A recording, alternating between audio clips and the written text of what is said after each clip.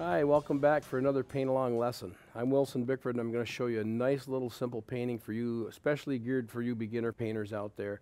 If you've never picked up a brush, this would be a good one for you to start with. Show you how easy painting can be. I've got a little nighttime scene here that I do in some of my classes that I have titled Shooting Star. It's exactly what it says it is. It's going to be a little nighttime scene, very dramatic with a lot of lights and darks in it, a lot of contrast. Very simple to execute, and I think you're going to like it. I'm using a signature Wilson Bickford panel today, one of my canvas panels. I have primed it with some of my signature black gesso, so it's acrylic, which is dry. I'm going to put oils over the top of this. I'm going to be using a 2-inch scenery brush, my number 3 fan brush, my number 4 filbert brush, and my large painting knife. As far as I can tell right now, it's probably all I'm going to require, but I do have my little script liner, my number 2 script liner brush here at the ready just in case. At the very least, I'll use that for my signature. On my palette, these paints are really thick and pasty as compared to traditional oils that you'd think of. These are made for wet on wet application. You'll see I'm just going to put wet paint on top of wet paint here. So we start with a firm foundation of thick bodied paints, which allows us to thin down the subsequent layers to get a layering process going and put paint on top of paint to complete a painting in one sitting.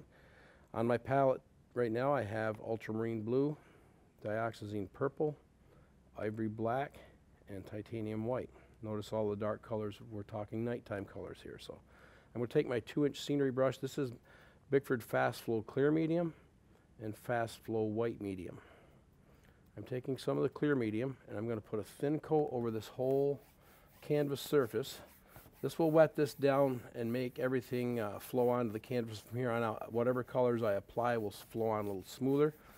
This is kind of brushing in a little hard right now because the canvas is dry. So this lubricates it and makes it a little slick and oily, just enough so I can apply other colors with ease. And where I want gradations and blended, softened edges, this will allow me to achieve that. So that's what it's designed for. All these products and tools are designed for this wet on wet approach. So check these out. Like I said, this is a great one for those of you who have never painted much. You should be able to get a good result right off the bat with this. I've put this coat on, like I said, to blend into it. I'm going to take a little bit of white. Very little white. I want this to stay quite dark. I'm going to take a little white, a fair amount of ultramarine blue, and a little touch of the purple. I'm thinking nighttime sky.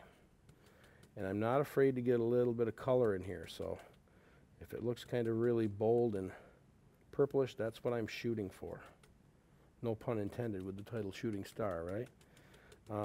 But get a color that you like. Color is a very personal thing to everyone.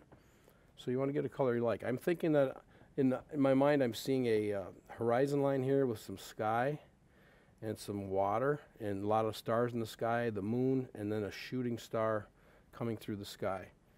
So I'm thinking that the horizon line is going to be somewhere through here. So what I'm going to do is start there and then blend this color upward and let it just kind of fade off darker as it goes up. I'm controlling that by using less pressure on the brush, and I can afford to have that be almost black by the time I reach the top of the canvas. Now this is going to look kind of harsh and streak it. I'm going to come back and soften that. I'm going to take another charge of paint here, and right about here is where my horizon line is going to go as far as where the water meets the distant land back there. So I'm going to do the same thing from there down. I'm going to move that up just a whisker. Now there will be a more definitive shoreline on there by the time I get this done. I can see it in my mind's eye. I'm going to put it right about here, a little bit below dead center. Compositionally, you never want to split your canvas equally. It's more appealing to have it be out of balance a little bit. So see, I'm going to bring this down and let it fade out here. You can almost kind of see this coming in your mind right now, right? It looks like nighttime. We're going to have some water in here.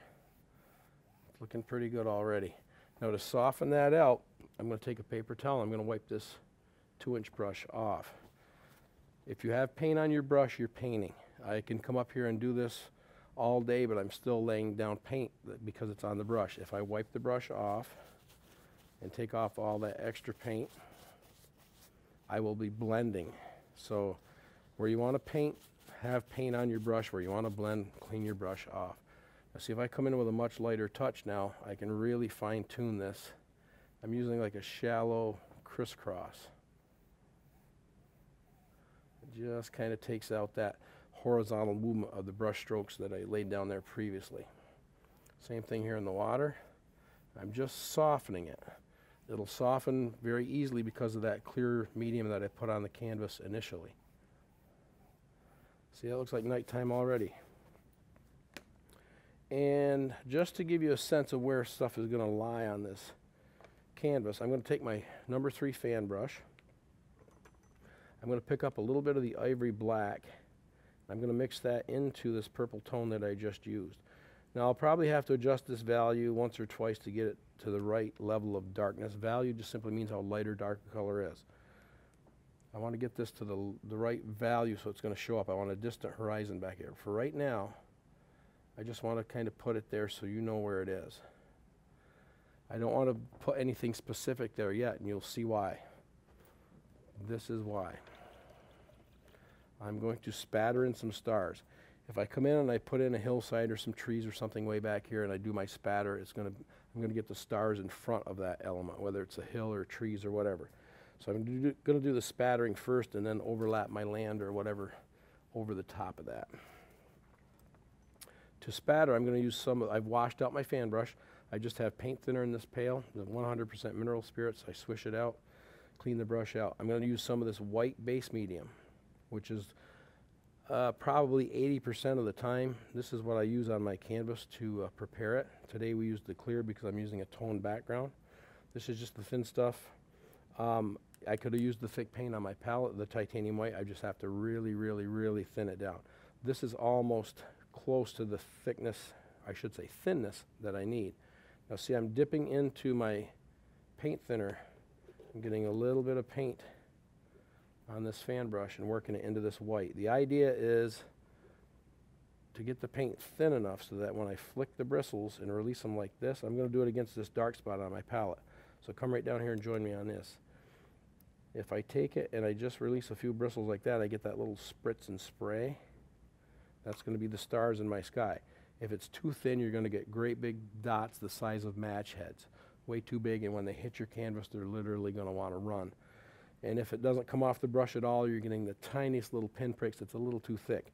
The difference between too thick and too thin is about 2 drops of thinner. So notice I kept dipping in there. I was adding a little bit at a time until I get it to where I want it. And I can almost tell, just because I've experienced this so much and I've done so many classes and painted so much on my own, I can kind of tell by the feel of it on the palette. So what I'm going to do is just loosely spray a few stars. You're going to get it down here too. Now, this is one of those things that's easy to overdo. It starts looking pretty cool and you think, wow, maybe I should put 1,000,000 more. Well, usually something like this, less is more. I don't care about getting some down here in the water. Watch this. I'm going to put some intentionally down in there a little bit. I'm trying to keep it a little more minimal in the water area, not doing as much. But if the water's nice and calm and you got all those stars, you're going to see reflections of those stars in the water. So it makes perfect sense to put those in there. Okay, I'm going to take a rag and I'm going to wrap it around my index finger and palm all the rest of it. Get it out of harm's way so you're not dragging it on the canvas. I'm going to find a spot in my mind where I think my moon is.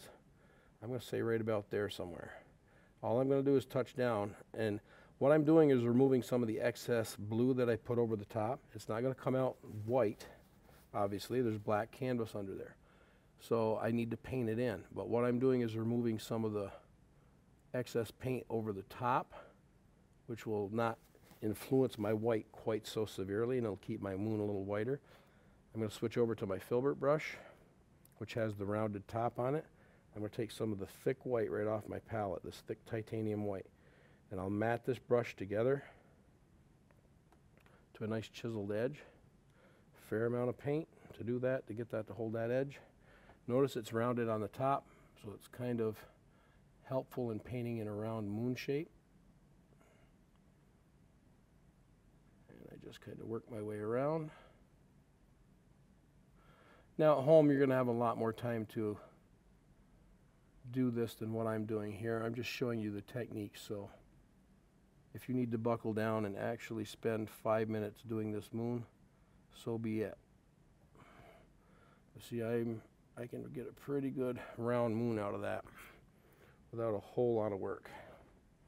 Notice I'm steadying my hand. I can't stand back here and just do it like this. I really have to get in here and steady my hand to do it. All right, that looks pretty good. Underneath, there's going to be a reflection of that moon in the water. And I've still got to do something with my horizon line here. I haven't forgotten that. Right here, I'm just going to kind of wiggle and jiggle and pull down. So it gives me that sense of reflection across the water surface. I'll come back with my fan brush, kind of wiped off, and I'm just going to pull this out to the right and out to the left and just kind of soften it into the water so it's not so harsh looking. And then I can hold it horizontally and even do this and get that little bit of a serrated edge thing happening. So it looks like it's dancing across the water.